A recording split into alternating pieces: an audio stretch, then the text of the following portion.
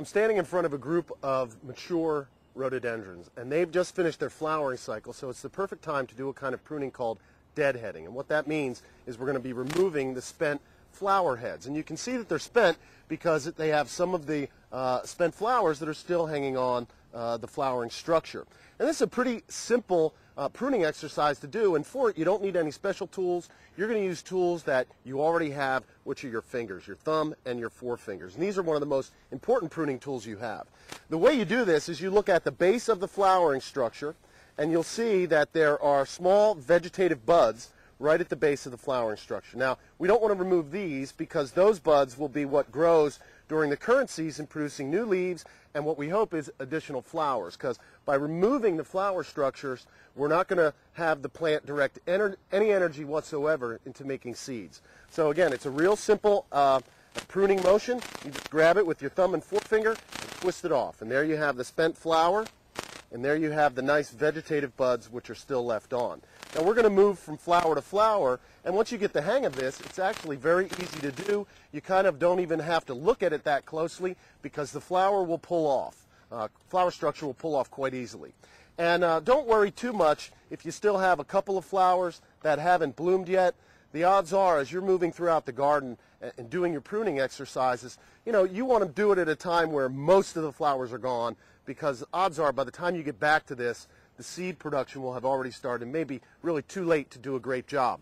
Also, these buds are going to break and you're going to push out a lot of new leaves, and it'll be kind of confusing to separate the flowering structure from the new vegetative growth. And also, don't worry too much if you accidentally pull off a vegetative bud or two or even a leaf.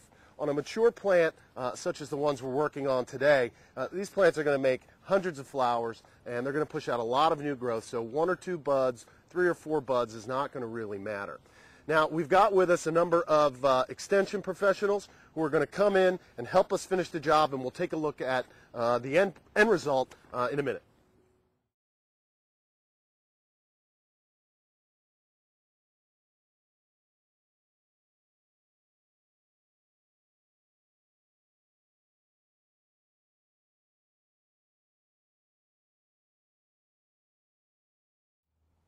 We can see right here that one of the terminal buds that did not have a flowering stalk, that the terminal vegetative bud has already broken. And in the instances where we saw these, we don't want to touch these at all. We don't want to pop them off. We don't want to cut them down. We don't want to do anything. So we've left these in place, but it does give you a good idea of how the new growth comes out. And this is where we hope we'll see a good amount of flower buds set later on in the summer.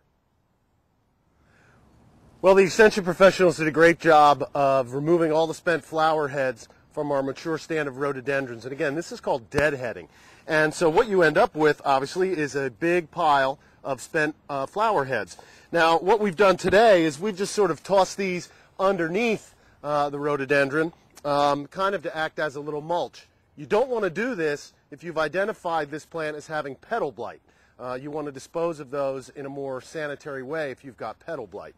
And one of the things we did as we were moving through this plant and we were pruning, we were pretty up close and personal. So it gives us a good opportunity to scout the plant for integrated pest management, look for signs of pest activity or any active pests. And what we really noticed was that these rhododendrons really do show signs of prior years of lacebug activity, fairly heavy lacebug activity. You can still see some of the frass from the previous lacebug populations.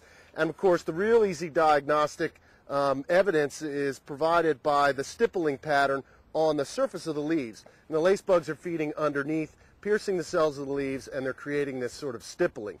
Now, control of lacebug is a topic for another day, but we have noticed this, so it might be something that we want to evaluate treatment protocol for and come back later and do the required treatment, starting with the least toxic methods first.